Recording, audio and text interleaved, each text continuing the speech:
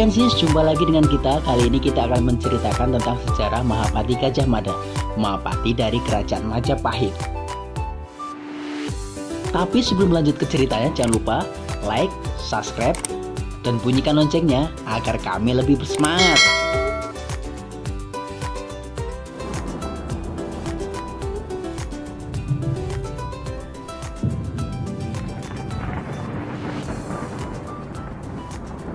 Mahapati Gajah Mada adalah Mahapati dari Kerajaan Majapahit tahun 1313 Masehi yang terkenal dengan Sumpah Palapanya, Bro Ensis.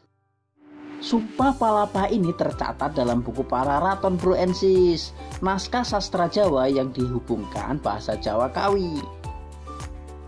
Di kitab Pararaton tertulis bahwa Gajah Mada menyatakan tidak akan memakan buah palapa sebelum berhasil menyatukan Nusantara, Bro Ensis.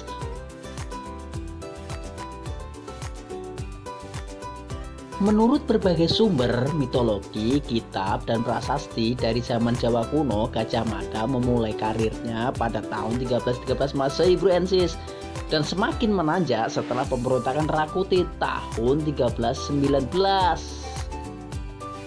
Karena keberhasilannya itu, Mahapati Gajah Mada diangkat menjadi menteri besar.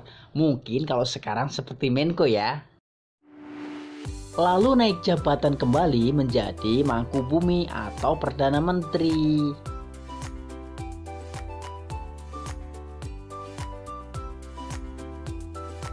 Namun rupa wajah Mahapati Gajah Mada sesungguhnya hingga saat ini masih kontroversial, Bro Ensis. Penggunaan rupa yang populer di media sosial saat ini adalah imajinasi dari M. Yamin, salah satu pahlawan nasional Indonesia. Masyarakat Indonesia masa sekarang menganggap Gajah Mada sebagai pahlawan atau simbol nasionalisme Indonesia dan persatuan Nusantara loh.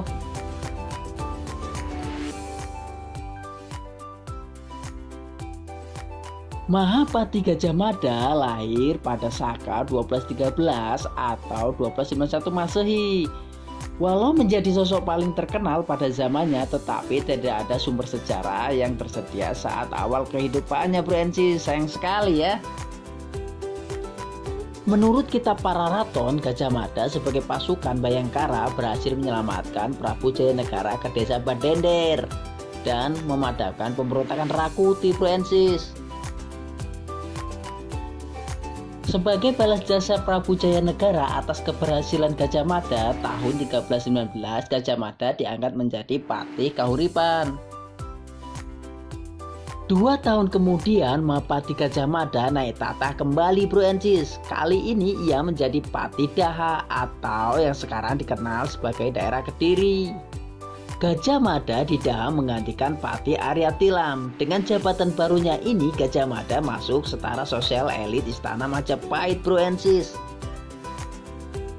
Para sejarawan menggambarkan Gajah Mada sebagai seorang yang mengesankan, berbicara dengan tegas, jujur, tulus, ikhlas, serta berpenampilan sehat. Dalam kitab Kidung Sunda diceritakan bahwa Perang Bubat tahun 1357 bermula saat Prabu Hayam Wuruk mulai melakukan langkah-langkah diplomasi dengan hendak menikahi putri Dyah Pitaloka, citra resmi putri dari Kerajaan Sunda. Namun Gajah Mada yang menginginkan Kerajaan Sunda takluk memaksa putri Dyah Pitaloka dijadikan sebagai persembahan atas pengakuan kekuasaan Majapahit.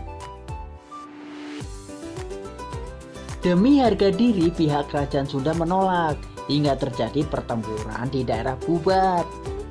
Akibat peristiwa tersebut, langkah diplomasi Hayam Wuruk gagal dan Patih Gajah Mada pun dinonaktifkan dari jabatannya karena dipandang lebih menginginkan pencapaian dengan jalan invasi militer.